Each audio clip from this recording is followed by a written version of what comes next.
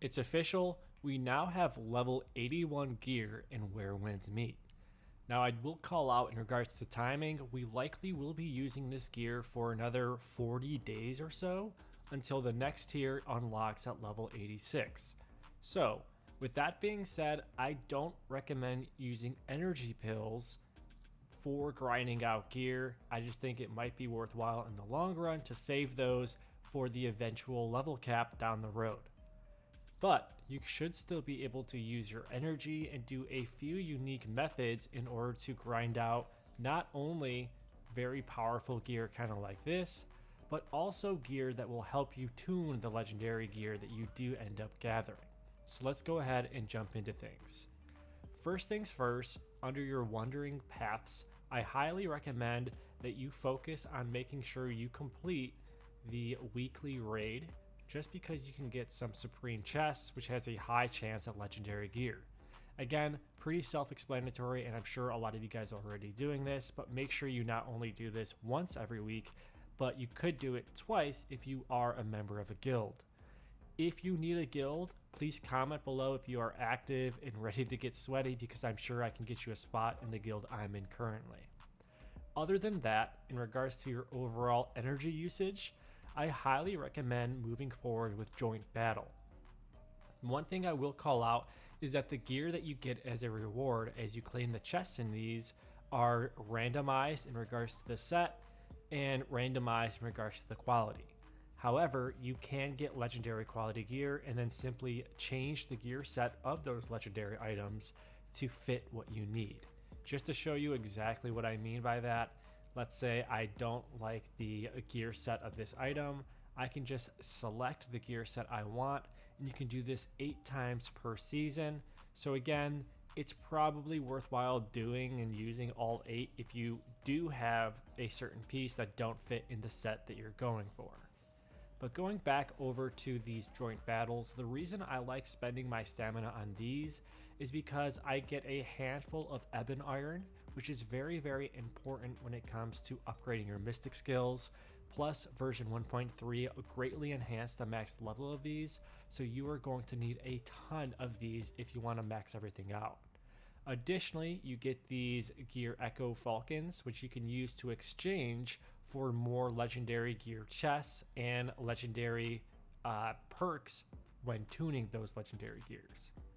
One thing I will call out is that if you are after a specific piece of gear, then I do recommend you take a look at Campaign Challenge, because some of these pieces of gear can only get like really hyper focused by farming these.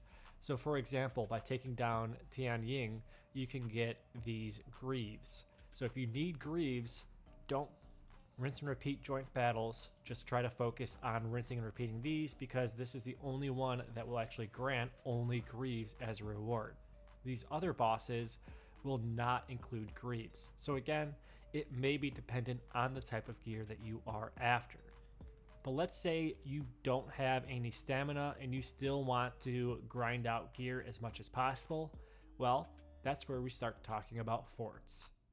Now, when I say forts, I'm talking about these icons right here. I guess they're technically called outposts, but they're full of different mobs that you can quickly kill for some rewards. To be a little bit more specific, these are not meant for farming legendary gear, but more so for going for gear that could be helpful for upgrading the legendary gear you actually do want to kind of focus on.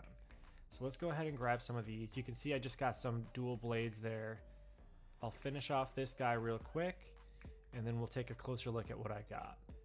I do want to call out too that there is a daily cap in regards to how many weapons or pieces of gear you can get per day from this method.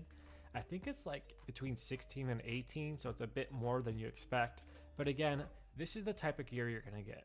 It's either going to be blue or purple quality for the most part, and there's a low chance of getting a piece of gear that has this unique perk on it, allowing it to be used for tuning other pieces of gear.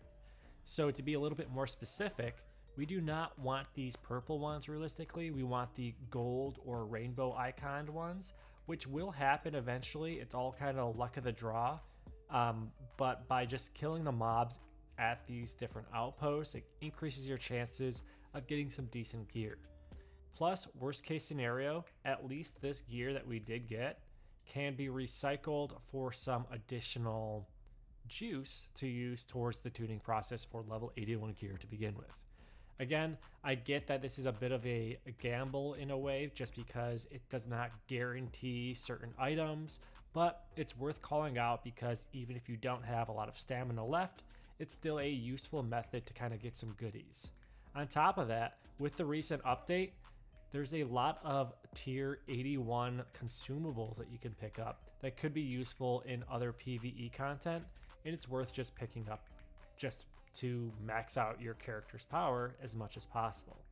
And to be a little bit more specific, I'm talking about some of these right over here. Let's move. So I'm getting Salt and Milk Curds, which is restoring tons of HP. And right over here is the level 81 consumables I was talking about before too. So this one increases max HP by 8200, which is insane. And then this one boosts your physical attack by 70 to 140. And again, you can use these items during arena, so it does increase your chances of actually defeating your opponent and just boosting your overall success rate. And that really covers it. I hope you guys enjoyed this video. Let me know in the comments below if you had some luck farming level 81 gear thus far, and if you've had some luck even in the tuning process, because even though it is a little bit easier, there still is a lot of luck involved. Thanks again for watching, and I'll catch you guys later.